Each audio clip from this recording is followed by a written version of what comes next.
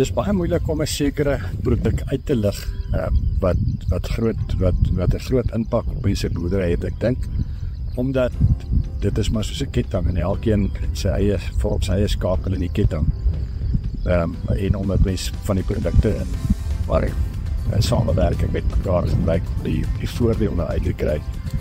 So dink waarvoor ek baie lief is die standaard en echt deur gebruik daar waar ek chemies vry is en waar ek die chemies gebruik op 'n ander plaas. Fulvic acid, ek gebruik in 'n Engelse naam, maar fulvic acid is iets wat ek aan mekaar gebruik. En dan is ek ook baie lief daarvoor om die Nanokel te gebruik. Dit gebruik ek nogal redelik gereeld. Op 'n stadium met Warkeone het dit skielik verskriklik warm geraak en mense het gesukkel om 'n nat te kry want mense het gevoel hierdie graag maar sê ek het toe Integrate gebruik en Integrate binne 'n paar dae kon ek 'n groot verandering op my oes sien. Plante het lewendig gelyk en dat was sommer weer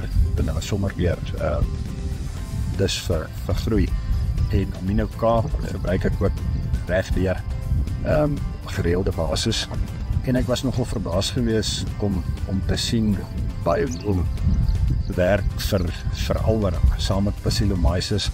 Ek gebruik dit op my produkte, daar is geen MRL, geen resinie, dis 'n vyfige produk om te gebruik en ja, dit werk. Tradisioneel omdat alwering so groot probleem is, sou mens nie gedink het dat daar 'n ander produk is behalwe die tradisionele harder produkte wat sal werk vir alwering nie. Maar ja, ons was nogal verbaas geweest. Het was moeilik om 'n kopskuif te maak om dit te begin gebruik. Maar ek dink meer mense het gebruik, meer sukses het mense ook met daardie produk.